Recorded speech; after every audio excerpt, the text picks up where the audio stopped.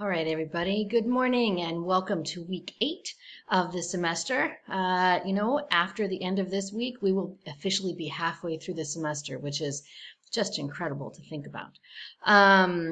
Let's go ahead and take a look at this week's module. And I'll kind of walk you through what to expect. I am just about finished giving you feedback on essay number 1. I anticipate being able to release all of those scores in Canvas probably by Tuesday night. If not Tuesday night, then first thing on Wednesday morning. When that happens, you'll notice that a few more items are added to this module and as well to your to-do list.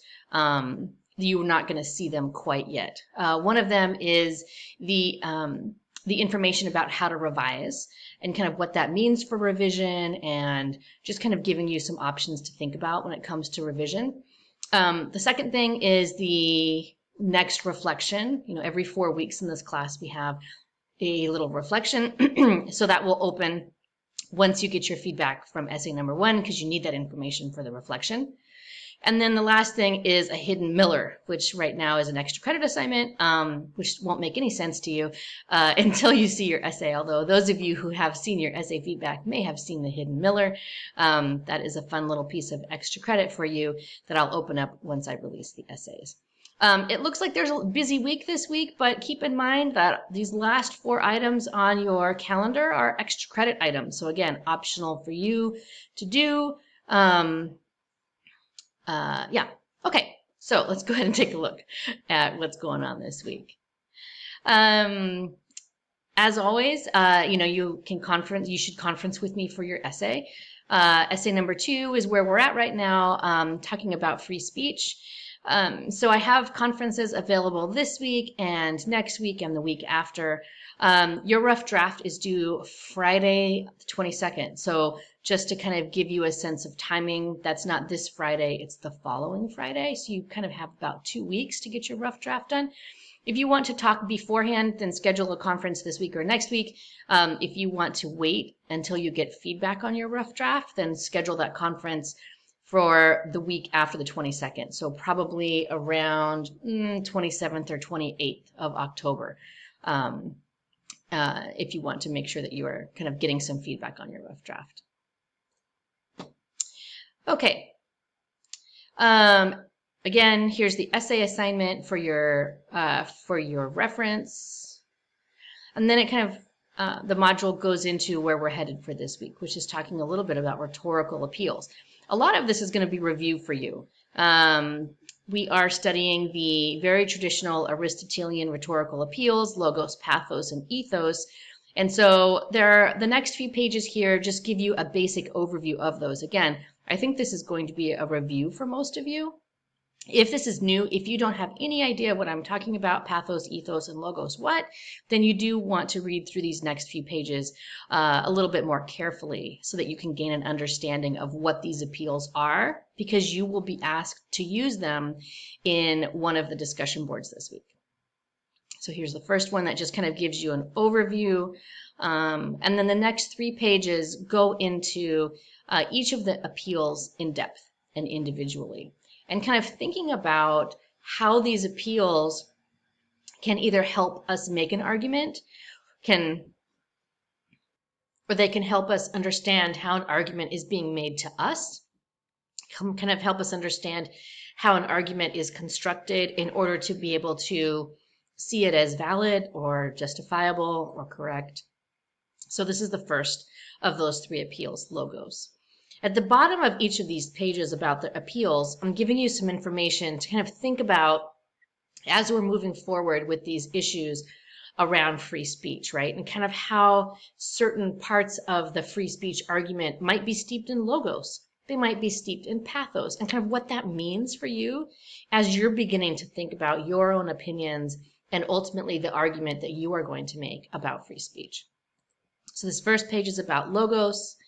The second page here is about pathos, and again, thinking about how that might, how a pathos appeal might impact your understanding of these issues around free speech. The last is ethos. And again, this is just basically a review for many of you. All right, so once you've kind of read through those pages, now the big question is, all right, well, what next, right? I think that it's really important to think about this question, right? It's not enough just to know what the appeals are. It's important to think about, okay, well, why do they matter, right? And I talk about this all the time in writing, which is like the so what, like why is it important? Why does it matter? So this little video is kind of a neat way to talk about why the appeals matter and what happens when one or more of the appeals is maybe missing or misplaced or not being used correctly. So then as you've kind of been marinating on that, right? Thinking about logos, ethos, and pathos, then what I want you to do is think about kind of bringing that knowledge into the first two readings of the week. The first is reading 2.7. This article from Vox is written by Aja Romano, and I really like it because I think that the writer does a great job just kind of thinking about free speech and cancel culture. And in fact, I would absolutely recommend that you access either the online article or the Google Doc, because the essay is filled with hyperlinks, one of your extra credit assignments asks you to go back into this article and kind of explore some of the hyperlinks. But I found that some of these links led to some very fascinating articles over topics that I wasn't even aware of. So if cancel culture is something that you're thinking about writing about for this essay, then I would encourage you to really dive into this reading. So that's the first one, right? The second one is reading 2.8, and I called it a reading just because I'm calling everything in the class a reading, but it's not a reading, it's a little video clip. This video clip is awesome, and it's basically kind of a debate about cancel culture and thinking about kind of the intersection of cancel culture and free speech. And what I want you to do as you're watching it is I want you to think about, okay, what are the arguments that are being made here, right? This isn't necessarily cancel culture is good, cancel culture is bad. It's much more of a nuanced conversation. But what I want you to kind of key into is how are those rhetorical appeals, logos, pathos, and ethos, being used to construct the arguments, right? When you use that lens, kind of looking at what the arguments are and how they're being made, I think that you'll find that you're able to discern what those arguments are much easier. The appeals in this case, I think, help us see the arguments more clearly and kind of help us see where the argument gets muddy, right? So you're going to apply the rhetorical appeal lens to the reading, to the video, and then you're going to bring all of that knowledge into this first discussion board for the week. And kind of thinking about, what, not necessarily totally your opinion, but to kind of think about the rhetorical appeals and kind of how all of that can kind of help you understand a little bit about maybe your own position about cancel culture, your own position a little bit about, well, where does free speech kind of fit into that? This discussion board really is so much about cancel culture. And again, those of you who are thinking you might write about that, you're probably going to come back into this video and into this article. As always, please remember to post a question for your classmates to respond to. Your post is due Tuesday with your response due by Thursday. And you can check on the grace period. Again, here's your reminder that will pop up on your to-do list. Don't forget to post your reply.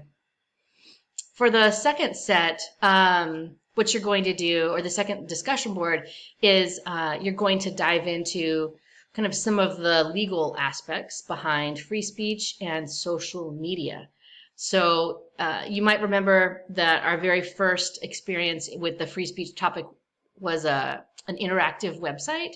So you're going to go back to another interactive website. This one specific to issues of censorship as it relates to each of the major social media outlets. So you can just kind of hover your cursor around, Tumblr and Twitter and Facebook and Instagram and Snapchat and Reddit and kind of see what some of those legal restrictions are, what they allow, whether or not they're censored, right? So this bar up here is going to change depending on the type of speech that you're investigating.